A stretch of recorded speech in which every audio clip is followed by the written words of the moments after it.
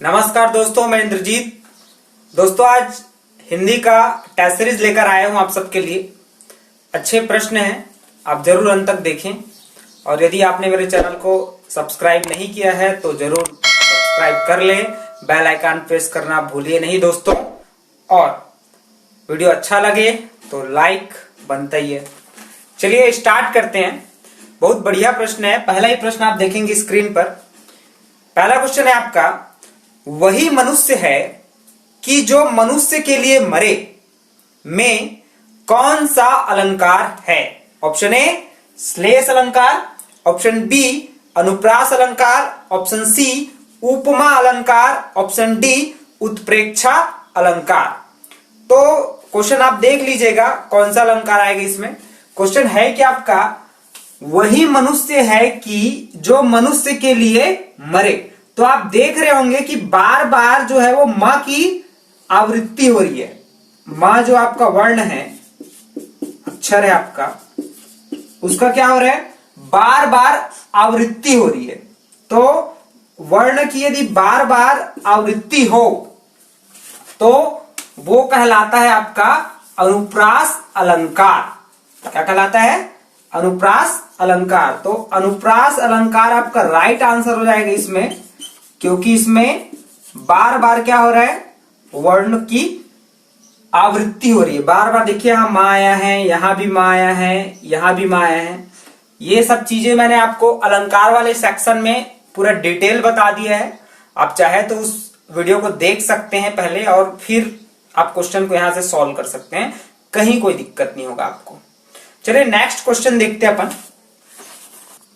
Question number 2, एक और अजगर ही लखी, एक और मृगराय में रस है।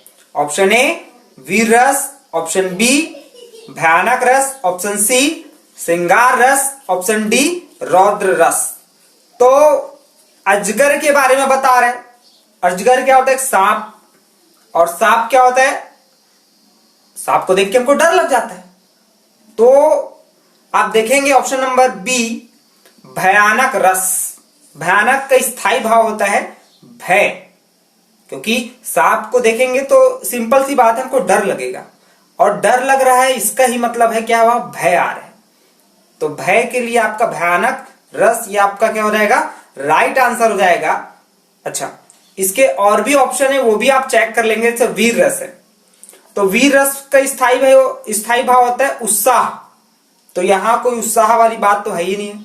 फिर ऑप्शन नंबर सी है श्रृंगार रस।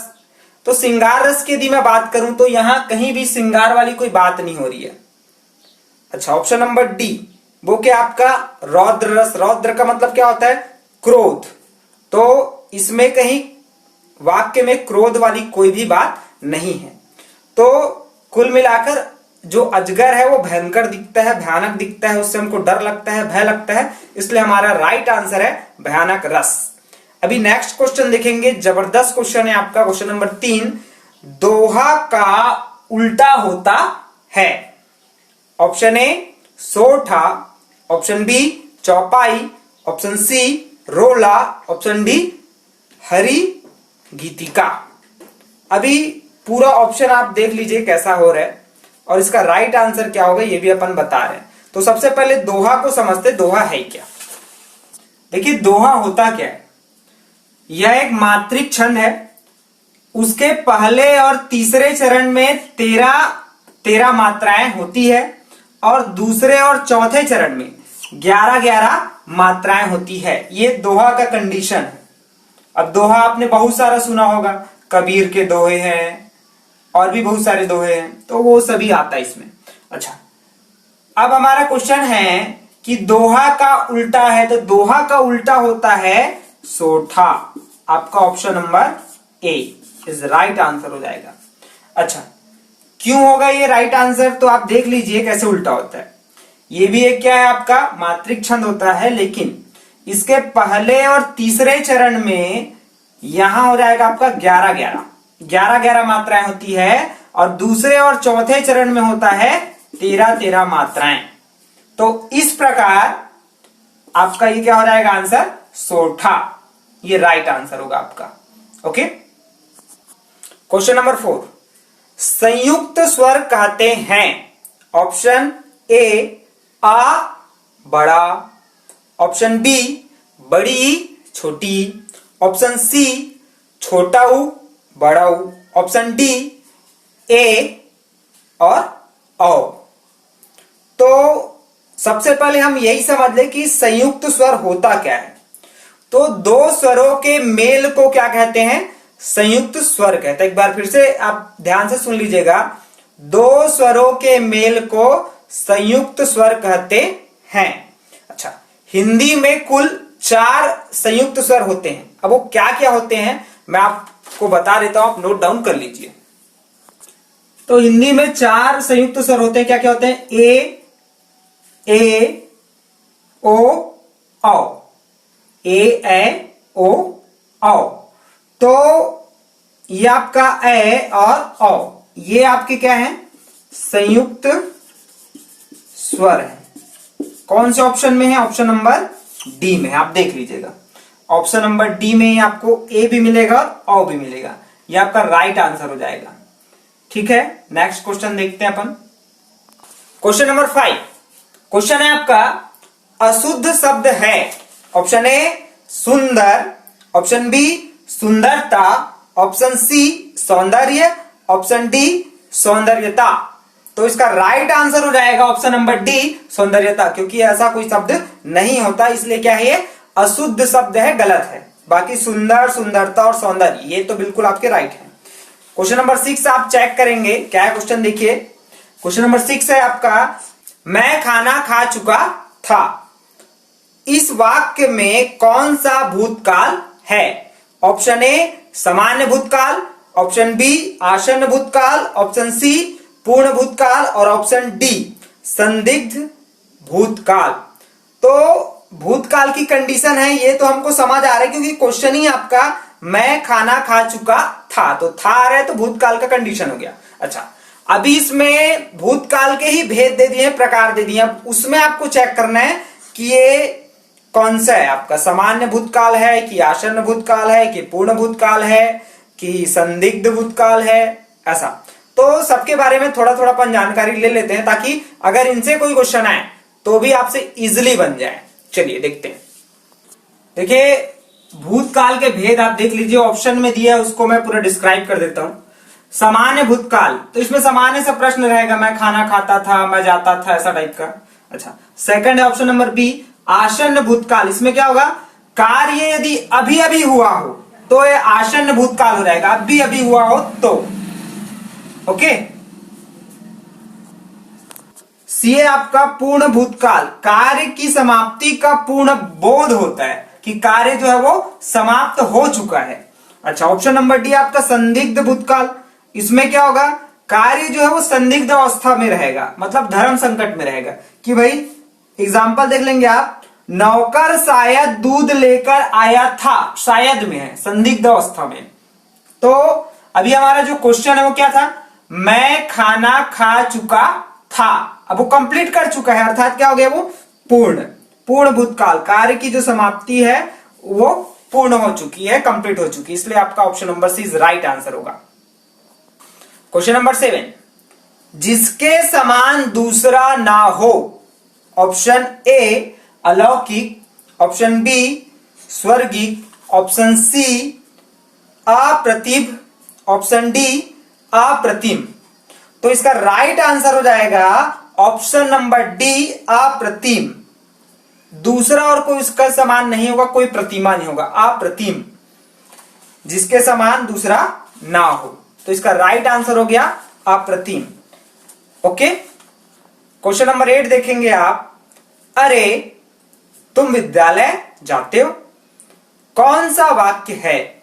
ऑप्शन ए विस्मयवाचक, ऑप्शन बी संदेहवाचक, ऑप्शन सी प्रश्नवाचक, ऑप्शन डी विधिवाचक।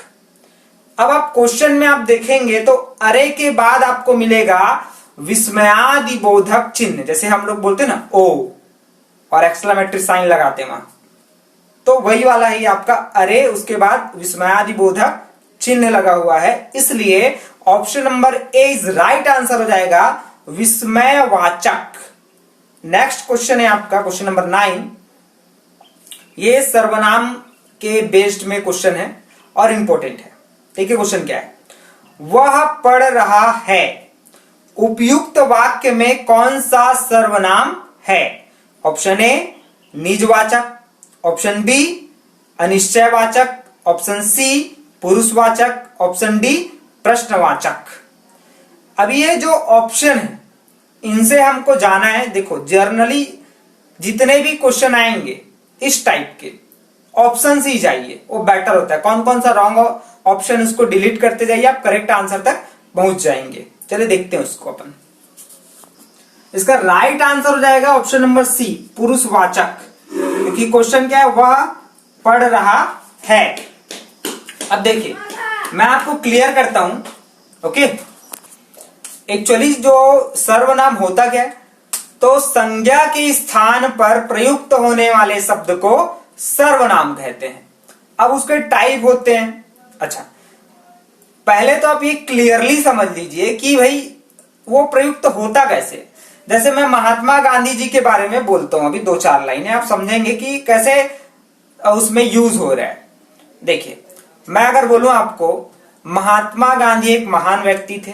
महात्मा गांधी जी के पिताजी का नाम श्री करमचंद गांधी थे और उसके माताजी का नाम, सॉरी यहां भी उसका नहीं आएगा, यहां आएगा महात्मा गांधी जी के माताजी का नाम श्रीमती पुतलीबाई थी। अच्छा, अब हर जगह क्या आ रहा है लाइन में, महात्मा गांधी आ रहा है। महात्मा गांधी क्या एक नाम है। अब महात्मा गांधी एक बार आया तो ठीक है, वो बार बार आ रहा है तो उससे क्या हो रहा है, उसको लिखने में टाइम भी हमारा ज्यादा जा रहा है। और दूसरी बात, यही तो सर्वनाम कहता है कि भाई देखो नाम किसी का भी नाम हो, क्या है, संज्ञा है, तो संज्ञा के स्थान पर क्या लगाया जाए, सर्वनाम लगाया जाए। तो हमने वहां क्या लगा दिया। अब देखिए सेंटेंस आप ध्यान से सुनते जाइए बस। पहला लाइन है आपका, महात्मा गांधी एक महान व्यक्ति थे। फिर महात्मा गांधी जी के पिताजी, ऐसा तो महात्मा गांधी जी की यहां हटा के हम क्या लगा रहे हैं, उसके पिताजी का नाम। और जस्ट वही महात्मा गांधी जी के माता जी का नाम, तो वहां भी हम क्या लगा रहे हैं, उसके माता जी का नाम। तो ये महात्मा गांधी के जगह में क्या लग रहा है, उसका उसके लग रहे। तो ये जो उसका उसके ये है क्या, ये क्या है आपका सर्वनाम है। सेम चीजें इंग्लिश में भी होती है। वहां भी आप देखेंगे कोई भी पैसेज उठा के, तो जो आपका सर्वनाम है उसका यूज हुआ रहता है। नाउन और प्रोनाउन आप इजिली समझ सकते हैं इससे। चलिए अभी क्वेश्चन में आते हैं अपन। देखिए निजवाचक, अब इसमें होता क्या है, निजवाचक मतलब वो निजता को प्रकट करेगा, व्यक्तिगत। जैसे वह अपना पढ़ रहा है, तो वह अपना पढ़ रहा है मतलब खुद का ना भाई, व्यक्तिगत है वो। अच्छा, अनिश्चयवाचक, अब नाम से स्पष्ट है कि अनिश्चित होगा। तो कोई पढ़ रहा है, कौन पढ़ रहा है पता नहीं, कोई पढ़ रहे। अच्छा, फिर आपका प्रश्नवाचक, तो ये तो बड़ा स्पष्ट होता है, अंत में क्या होगा, प्रश्नवाचक का चिन्ह होगा। कौन पढ़ रहा है, तुम्हारा नाम क्या है, तो उसमें भी प्रश्नवाचक चिन्ह आ गया आपका। तो इस प्रकार आप देख सकते हैं। अगर ऑप्शन से भी आप जाना चाहें तो आप देखेंगे ये ऑप्शन, ये ऑप्शन, ये ऑप्शन, ये तो रॉन्ग ही है। तो option number C is right answer हो जाएगा आपका, वह पढ़ रहा है। Okay, next question. क्वेश्चन आप देख लेंगे। चंद्रमा का पर्यायवाची शब्द है। ऑप्शन ए दिवाकर, ऑप्शन बी शशि, ऑप्शन सी निशि, ऑप्शन डी मार्तंड। तो इसमें भी आप कट करते जाइए। मार्तंड तो आपका आंसर नहीं हो सकता, निशि भी नहीं हो सकता, और दिवाकर जो है, दिवाकर मतलब तो सूर्य हो जाता है, सूर्य का पर्यायवाची होता है वो। तो आपका एक ही ऑप्शन बचता है, ऑप्शन नंबर बी शशि। उसी का मतलब क्या आपका चंद्रमा। तो पर्यायवाची शब्द का मतलब वही है उस टाइप में। जैसे आपको जल बोलते, जल का पर्यायवाची शब्द नीर, ये सब चीजें ऐसा। अच्छा, नेक्स्ट क्वेश्चन आप देखेंगे, क्वेश्चन नंबर 11। निम्न में से कौन सी सुमेलित नहीं है? तो आप जोड़ी देख लेंगे, इसमें ऑप्शन चेक कर लेंगे। ऑप्शन ए कायर सुरवीर, ऑप्शन बी करुण निष्ठुर, ऑप्शन सी एकत्र सर्वत्र, ऑप्शन डी ऐश्वर्य और विलास। तो इसका राइट आंसर हो जाएगा ऑप्शन नंबर डी ऐश्वर्य विलास, क्योंकि ये दोनों चीजें एक ही है। अच्छा, बाकी ऑप्शन को अगर चेक करें तो कायर का जस्ट उल्टा अपोजिट होता है सूरवीर।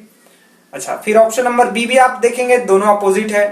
ऑप्शन नंबर सी देखेंगे तो एकत्र सर्वत्र, ये भी क्या है अपोजिट है। तो option number D right answer हो जाएगा। यही क्या है सुमेलित नहीं है, क्योंकि ऐश्वर्य और विलास दोनों का मतलब एक ही हो जाता है।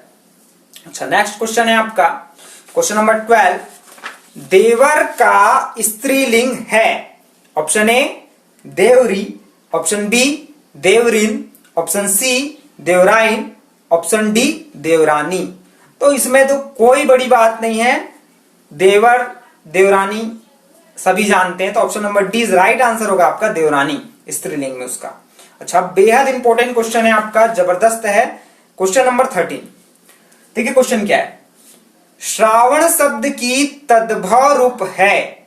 ऑप्शन ए श्रावण, ऑप्शन बी श्रावण, ऑप्शन सी सावन, ऑप्शन डी कोई नहीं। अभी मैं बार बार श्रावण सावन बोल रहा हूं, आपको सेम लग रहा होगा, लेकिन आप देख लीजिए सभी का जो उच्चारण है वो सेम हो रहा है, लेकिन जो लिखा गया है वो अलग अलग है। तो देखते हैं, ऑप्शन से चेक कर लेते हैं। सबसे पहले तो अपन तद्भव होता क्या ये पहले चेक कर लें कि भाई तद्भव रूप है, ऐसा पूछा आपको क्वेश्चन, श्रावण शब्द की तद्भव रूप है। तो सिंपल सी बात है कि तत्सम में दिया होगा तो तद्भव में उसको हम क्या करें, कन्वर्ट करेंगे, चेंज करेंगे। देखते हैं उसको। देखो तद्भव होता क्या ये पहले मैं डिफाइन कर दूं आपका। तद धन भव, तद का मतलब उससे और भव का मतलब होना, ये बन गया आपका तद्भव। तत्सम मैंने अपना पिछला जो वीडियो है उसमें बताया था, इसलिए इस क्वेश्चन को लिया हूं मैं तद्भव वाला। अच्छा, अभी देखेंगे होता क्या है। वे शब्द जो संस्कृत शब्दों से परिवर्तित होकर बने होते हैं, ठीक है। तो जैसे संस्कृत में अपन क्या बोलते हैं, घर को गृह बोलते हैं, और आम को क्या बोलते हैं, आम्र बोल देते हैं। तो यही है आपका कि जो शब्द है वो संस्कृत शब्दों से परिवर्तित हुए। संस्कृत में पहले थे, अब किसमें कन्वर्ट हो गए हैं। जैसे गृह को क्या बोल रहे हैं, हम घर बोल रहे हैं। तो इसी प्रकार आपको यह देखना है कि श्रावण शब्द की तद्भव रूप क्या हो जाएगा। तो श्रावण का हो जाएगा श्रावण, ऑप्शन नंबर हो जाएगा आपका सी। ये आपका हो जाएगा राइट आंसर, ऑप्शन नंबर सी।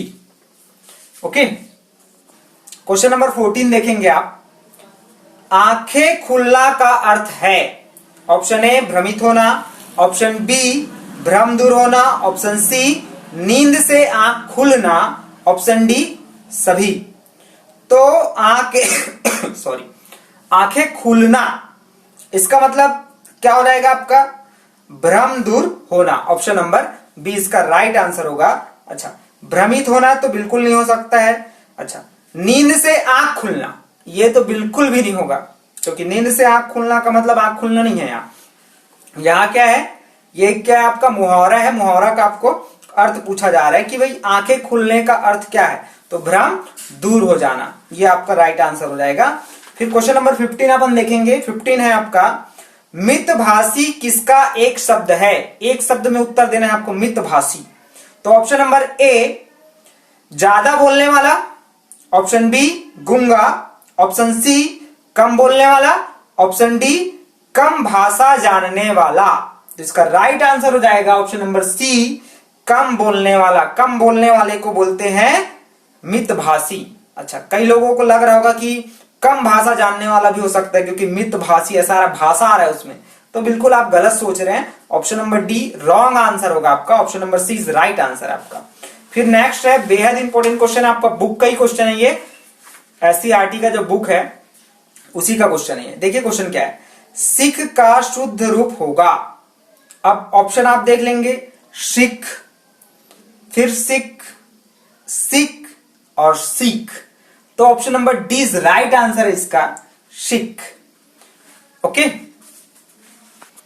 17 नंबर का क्वेश्चन देखेंगे, नीलकंठ में समास है। ऑप्शन ए द्विगु समास, ऑप्शन बी द्वंद्व समास, ऑप्शन सी तत्पुरुष समास, ऑप्शन डी बहुब्रीहि समास।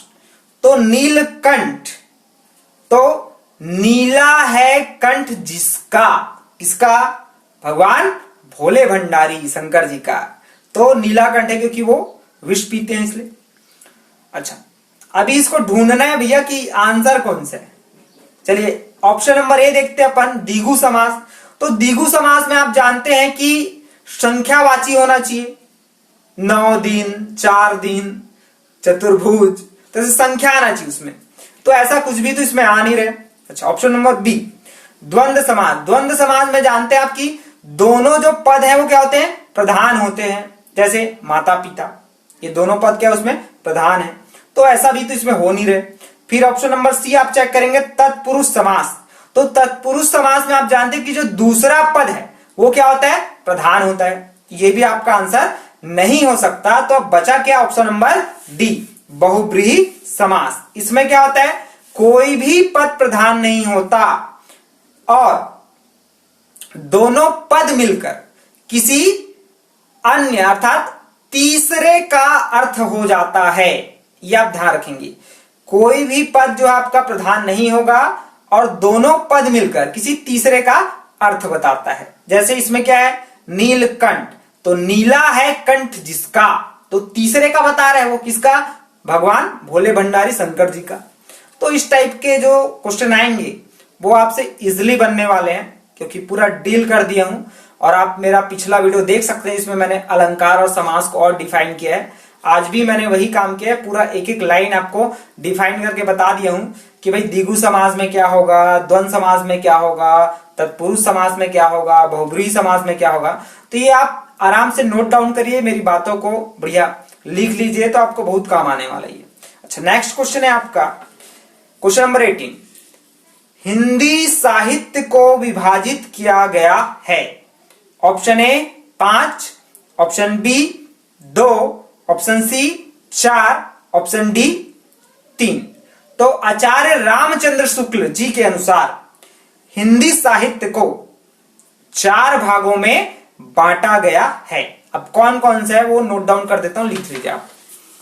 हिंदी साहित्य का इतिहास देख लीजिए। पहला होता है आपका आदिकाल, फिर दूसरा होता है भक्ति काल, इसी को क्या बोलते हैं? स्वर्ण काल भी बोलते हैं। अगर क्वेश्चन आया तो भी बन जाएगा आपको कि स्वर्ण काल किसको बोलेंगे? भक्ति काल। अच्छा, तीसरा होता है आपका रीति काल और चतुर्थ होता है आपका आधुनिक काल, जो अभी हमारा वर्तमान में चल रहा है। तो ये आपके 4 हो गए। आचार्य रामचंद्र शुक्ल जी के अनुसार हिंदी साहित्य को 4 भागों में बांटा गया है। ठीक है। क्वेश्चन नंबर 19, मनोहर में कौन सी संधि है? ऑप्शन ए व्यंजन, ऑप्शन बी स्वर संधि, ऑप्शन सी विसर्ग संधि, ऑप्शन डी यण स्वर संधि।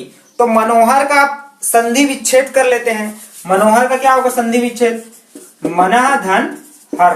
तो देखिए यहां विसर्ग आ गया, विसर्ग, तो विसर्ग आ गया, मतलब आंसर क्या होगा?